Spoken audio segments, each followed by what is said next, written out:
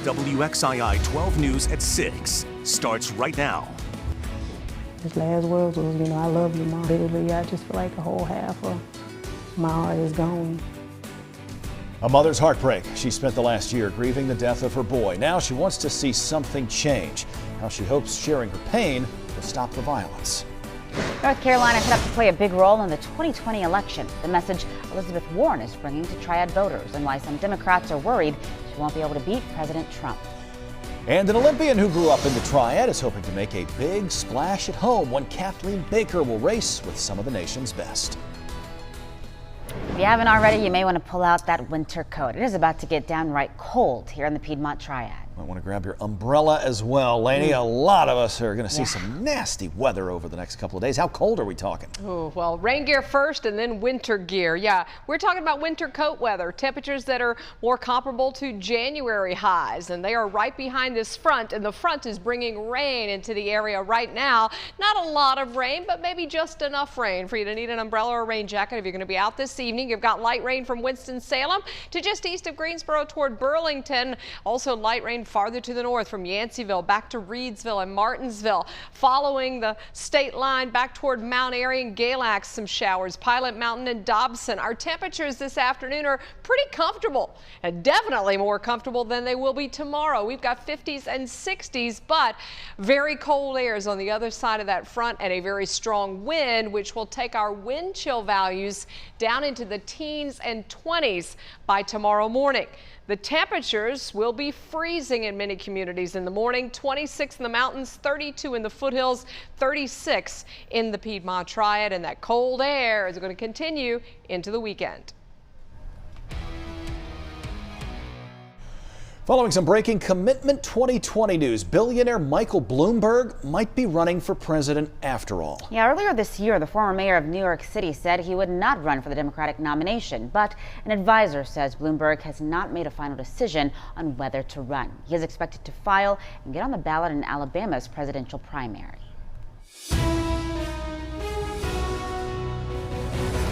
Well, of course, this time next year, Americans will have already voted for president. Election day is still 362 days away, but candidates have to make it through their party's primary first. So they'll be campaigning almost nonstop until the next several months to try and win over your vote. Senator Elizabeth Warren, the latest Democratic presidential hopeful, to bring her message here to our state. And at this hour, she's preparing for a rally at a high school in the Triangle. That's expected to begin at literally any moment. Senator Warren also brought her message to the Triad voters earlier this afternoon. She spoke at North Carolina A&T State University in Greensboro. Bill O'Neill has tonight's Commitment 2020 coverage. Elizabeth Warren told supporters, many of them students here at A&T, exactly what they wanted to hear. $50 billion, and it's why I wanted to be right here today, because I want to shine a light on what our HBCUs are doing every single day. The progressive senator from Massachusetts says her plan to invest in HBCUs, to cancel student debt, and to pay for universal child care will come from a tax on the wealthy, a 2-cent tax on every dollar over $50 million. You may have heard some billionaires on TV recently crying about that 2-cent wealth tax.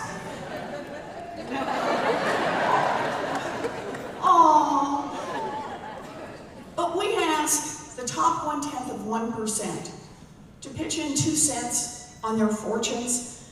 We can invest in an entire generation. He's the only one who really has a plan for everything, literally a plan for everything. And that 2 cents wealth tax I'm really rooting for that because I need my student loans paid for. I definitely appreciate what she wants to do with HBCUs, giving back $50 billion. Part of Warren's stop at A&T included some lighter discussion, like does she prefer Chick-fil-A or Popeyes? She chose Popeyes. The next is yes or no. Do we need another white man as president? Not right away. Despite recent criticism from fellow Democrats, including Joe Biden, Warren did not respond today to questions about her opponents. But when asked about President Trump and the question of impeachment, Warren wasn't shy to respond. No one is above the law, not even the President of the United States. I haven't made up my mind. And what is it that you're looking for?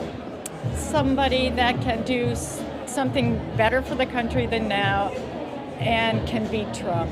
Some Democrats fear that Elizabeth Warren may be too progressive to defeat President Trump. Many consider her to be exciting but dangerous. Joe Biden, on the other hand, being dull but safe. In Greensboro, on the campus of A&T, I'm Bill O'Neill, WXII 12 News. Thank you, Bill. And we are used to North Carolina being a big focus for presidential candidates, but our state's role, if you can imagine, could be even bigger in 2020. Our primary is earlier this year, the earliest it's ever been, in fact. North Carolina voters will choose a candidate March 3rd, Super Tuesday, the same day that more than a dozen other states are voting. Political experts say, generally speaking, the earlier the primary, the more attention a state tends to get from candidates. Senator Thom Tillis is up for re-election in 2020 as well. He's campaigning in Raleigh tomorrow and is scheduled to meet with volunteers in the afternoon, then speak at the North Carolina Federation of Republican Women fall dinner that evening. Senator Tillis is facing two challengers in the Republican primary. New tonight, a bill closing loopholes involving sexual abuse and assault is now officially law in North Carolina. Governor Cooper signed the bill today in Greensboro. Christian Gutierrez spoke with the governor about these new protections. Finally, in North Carolina, justice will not be denied just because it's delayed. Finally, in North Carolina, no means no. The new law focuses on protecting children and tightening up laws when it comes to sexual assault. When you have 35% of women having reported intimate partner violence or sexual abuse, that's a startling number. Previously, a woman had to say no before an encounter for it to be considered sexual assault. The new law changes that. For women not to be able to revoke consent can mean a very dangerous situation and can leave a loophole in the law where predators can go free. As for child abuse, if you witness it and do not report it, you are breaking the law. As far as community outreach, we can go into the schools and we can do education with teachers and school personnel to help protect children of all ages. The new legislation also gives abuse victims more time to come forward. It extends the statute of limitations, and so an adult that's as old as 28 could report child abuse and they could get justice at a much older age. And will allow them closure in the courtroom if they wish to speak to their abuser. This sends a message to them, it's not your fault.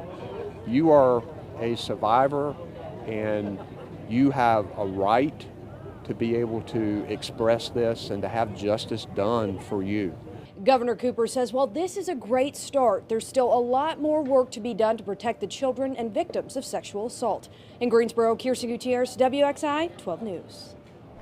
Kirsten, thank you. The governor also helped to open a new section of the Greensboro Urban Loop while he was in town. This area is just east of the Highway 220 Battleground Avenue interchange. The section of the loop will be named for Douglas Galen. He served on the Greensboro City Council and Guilford County Board of Commissioners. He also spent 17 years with the State Board of Transportation. Staying in Greensboro, police are trying to figure out who shot someone less than a mile from A&T's campus. Officers blocked Huffman Street near Bird Street in Greensboro off this afternoon. A&T students got an Aggie alert because the shooting was close to Aggie Suites. Witnesses say the suspect was driving a silver, newer model Nissan Altima with a temporary license plate. If you know anything about that shooting, get in touch with the Greensboro PD. Also happening now, a meeting to talk about solutions to the violence in Winston-Salem. Here's a live look inside the Piedmont Park Community Center. Steve King joins us live now outside of that meeting. Steve, how can meetings like this make a difference for local families? Well, Rally Up Winston-Salem holds two of these meetings each month. One is on the first Thursday of the month, that's tonight. That meeting is here at Piedmont Park Community Center. Now, organizers of Rally Up Winston-Salem say their goal for this organization is to help end violence in the community by spreading love. And anger is the precipice of what's leading into violence. Then the only way we can counteract it is let people know that they're loved, because more self-love brings more love in the community. To help show the impact of gun violence in the community, we caught up with a mother grieving the loss of her son who was killed in a shooting nearly a year ago. 16-year-old William Simmons Jr.'s mother says her son was a caring, loving young man. A football and basketball player at North Forsyth High School, Will had a promising future until his life was cut short. Will was shot and killed at an apartment on the north side of Winston-Salem last November. Then 16-year-old Michaela Marsh is charged with involuntary manslaughter in his death, accused of negligent discharge of a weapon. Now, Will's family is left with just his memories and pain. He would have been a senior in high school this year, would have been graduating. Just watching all of his friends go to prom, prepare for graduation, all the stuff he never was able to do. Literally, I just feel like a whole half of my heart is gone forever, and I want anybody to feel the hurt that I feel every day. Now, both Penny Barr and organizers of Rally Up Winston-Salem agree that one solution to the violence problem in the community is more adults taking accountability and getting involved in children's lives. Now, organizers of tonight's meeting want adults to be coming to this meeting, but they say everybody is invited to the meeting on the third Thursday of the month. Reporting live in Winston-Salem, Steve King, WXII 12 News. Thanks, Steve. Tonight, a man accused of shooting at Davidson County deputies is out of the hospital and in jail. Terry Simerson's charged with attempted first-degree murder and assault on a law enforcement officer. Deputies say additional charges are expected and soon. Investigators say they responded to a call about domestic violence in the Linwood community yesterday. Simerson, a deputy, and a woman were all hurt. Everyone so far is out of the hospital tonight.